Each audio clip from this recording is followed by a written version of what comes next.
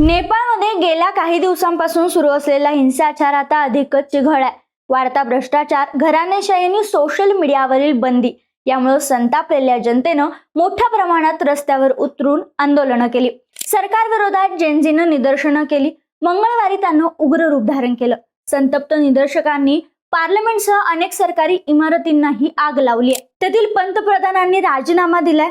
दरम्यान वाढत्या अशांततेच्या पार्श्वभूमीवर काठमांडूमधील त्रिभुवन आंतरराष्ट्रीय विमानतळासह नेपाळमधील सर्व विमानतळे बुधवारी दुपारी 12 वाजेपर्यंत बंद ठेवण्यात आली होती. त्यामुळे मंगळवार दुपारपासून कोणतंही विमान किंवा उड्डाण लँड होऊ शकलेलं नाहीये. त्यामुळे अनेक भारतीय नागरिकही तिथं अडकलेत. इमिग्रेशन पूर्ण केल्यानंतर ही फ्लाईट रद्द करण्यात आली. विमान कर्मचारी प्रवाशांना मदत करण्याऐवजी तिथून निघून गेले. बाहेरील परिस्थिती बिघडल्यामुळे आम्हाला विमानतळ सोडणं धोकादायक आहे, कुठं जावं कळत नाही असं प्रवाशांनी म्हणलंय.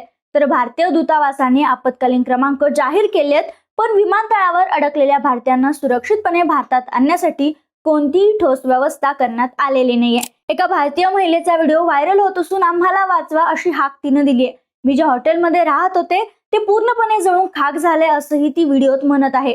उपासिता काळे असं या महिलेचं नाव आहे. सध्या हा व्हिडिओ सोशल मीडियावर चांगलाच व्हायरल होतोय.